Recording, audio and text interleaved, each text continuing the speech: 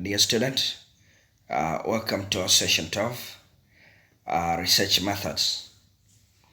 Let's see the learning task. By the end of this session, I'm expecting you to be able to describe the study types most used in research. You should be able to explain uses and limitation of each study type most used in research. You should be able to describe how the study design can influence the validity and the reliability of the study result. You should be able to identify the most appropriate study design for research. When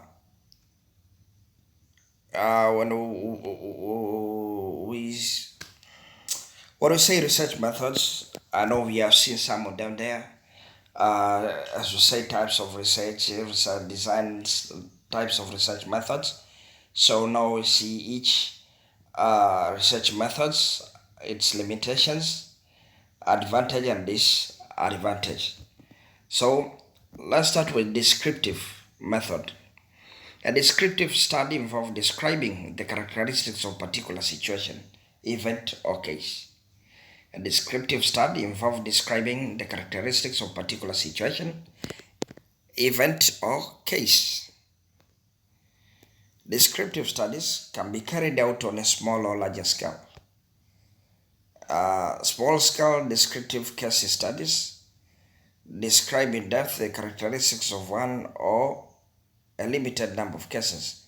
Example, patient, village, and they also provide quite useful insight into a problem.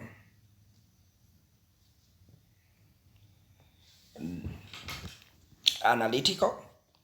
An analytical study attempts to establish causes or risk factors for certain problem. Analytical study attempts to establish causes or risk factors for certain problems. Is done by comparing two or more groups, some of which have developed a problem and some of which have not. Analytical studies describe phenomena and analyze relationship between phenomena and other variables, determinant, association. Applied method. Research can either be applied or action research or fundamental to basic or pure research.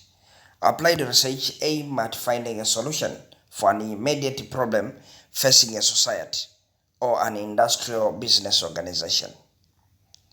Fundamental research is mainly concerned with generalization and with the formulation of a theory. Gathering knowledge for knowledge's sake is termed as pure or basic research.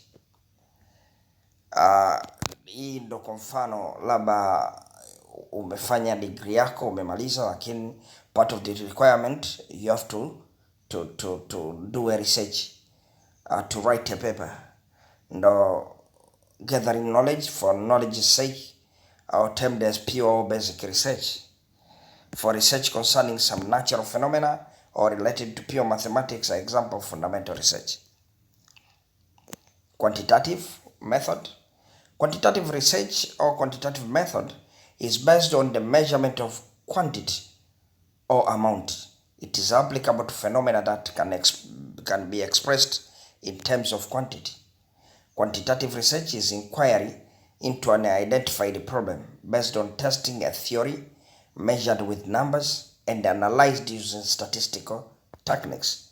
I think we have seen it before, and now it's general topic of reminding what we have done before. So the goal of quantitative method is to determine whether the predictive generalization of a theory holds true. The goal of quantitative method is to determine whether predictive generalization of a theory holds true. Qualitative method. Qualitative research or qualitative method, on the other hand, is concerned with qualitative phenomena. That's to say, phenomena relating to or involving quality or kind. For instance, when we are interested in investigating the reason for human behavior, that's to say, why people think or do certain things, we quite often talk of motivational or motivation research, an important type of quantitative research. And this, we said most of the time, if you want to differentiate it from quantitative, it uses text, words to explain something. Conceptual research or conceptual method is that related to some abstract ideas or theory. It is generally used by philosophers and thinkers to develop new concepts or to reinterpret existing ones. This conception is generally used by philosophers and thinkers to develop new concepts or to reinterpret existing ones. Empirical research or empirical method. Empirical research relies on experience or observation alone, often without due regard for system and theory. It is data-based research, coming up with conclusions which are capable of being verified by observation or experiment. We can also call it as experimental type of research. In such a research, it is necessary to get a fact firsthand at their source and actively to go about doing certain things to stimulate the production of desired information. Now let's use as a limitation of which study type are most used in research: analytical studies or cross-sectional studies. In these analytical studies, we have cross-sectional studies and cohort studies. So analytical study, it has cross-sectional studies, in which in cross-sectional studies it is quick and cheap, can reveal various exposures as first step in investigating the cause. Repeated measure can depict or represent trend. Data useful is assessing healthcare needs, but have the following disadvantage.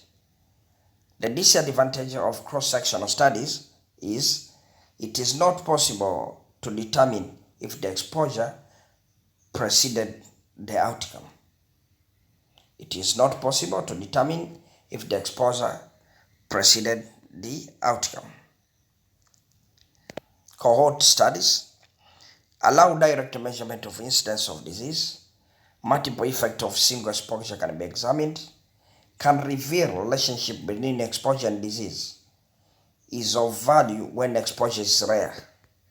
Minimize bias in ascertainment of exposure, but have the following disadvantage. This is disadvantage of cohort studies. It is time consuming and expensive, inefficient in evaluating rare diseases.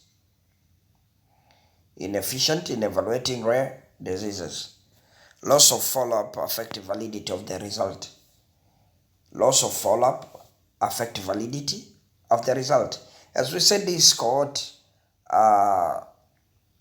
method or cohort studies, it's involved two groups, in which one group is exposed to the risk and one group is not exposed. Then you start jaribu kuyasoma yale makundi mawili, ili moja limekuwa exposed kwenye ile risk factor, wakati ile lingine halijakuwa exposed to the risk. So that is analytical studies, in which it has cross-sectional studies and cohort studies, and we have seen advantages and disadvantages. Now let's go to case control study. The case control study, relatively quick and inexpensive, suitable for rare diseases, can evaluate the effect of multiple exposure, is of value of diseases with long latent period. But the case control study have the following disadvantages: inefficient in evaluating rare exposures, temporal relationship between exposure and disease difficult to ascertain, prone to recall bias. It is prone to recall bias.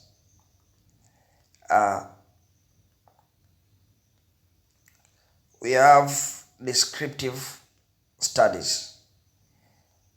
Descriptive studies is part of the case control study.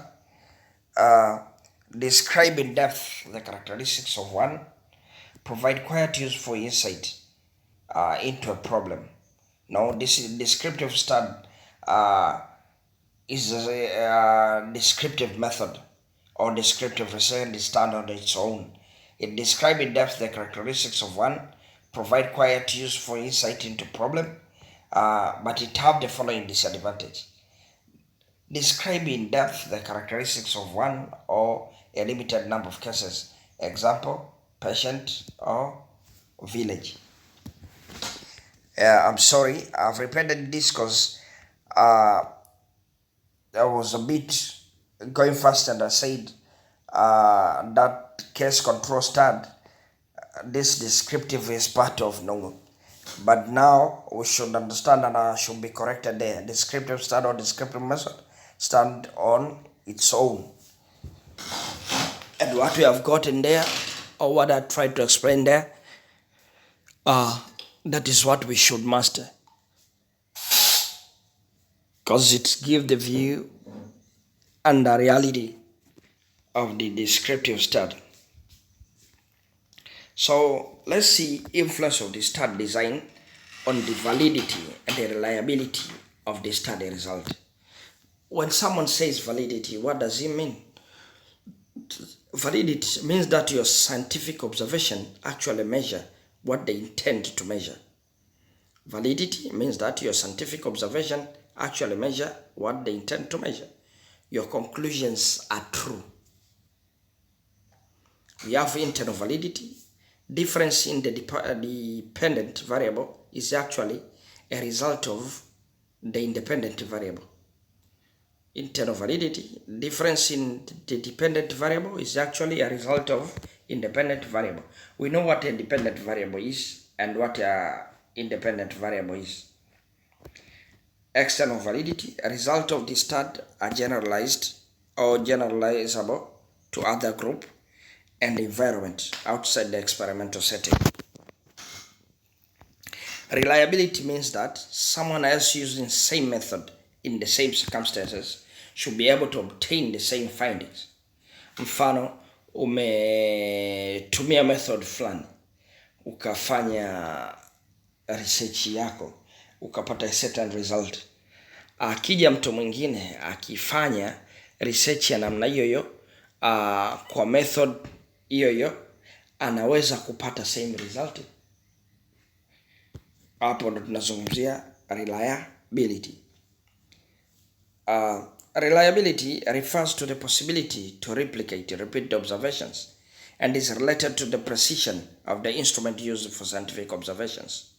Validity refers to the soundness of the observation and to the accurateness of the data collected by the research method or instrument. Identification of the most appropriate study design for research. Consider nature of the problem or topic. Study the knowledge about the problem or topic, resource available, skills of the researcher. When identifying the most appropriate study design for research, you should consider nature of the problem or topic. You should consider state of knowledge about the problem or topic, resource or available, skills of the researcher. Resource available and skills of what? Of the researcher. Let's see the key point of our session 12. A descriptive study involves describing the characteristics of a particular situation, event or case. An analytical study attempts to establish causes or risk factor for a certain problem. Any study design used should give valid and reliable findings. Evaluation, I said these are the questions that you should try on your own to answer. Actually, if you understood the lesson, you should be able to tackle these questions. So what study types are most used in research? What is the most appropriate study designed for research proposal? I think we all understand this. Thank you for your time, student. That is our session 12. Hope you're going to meet at our session 13. which we are going to test now, what a research is, and how are we going to do it. When we say sampling, what does it mean? You know, so we're gonna see the sampling.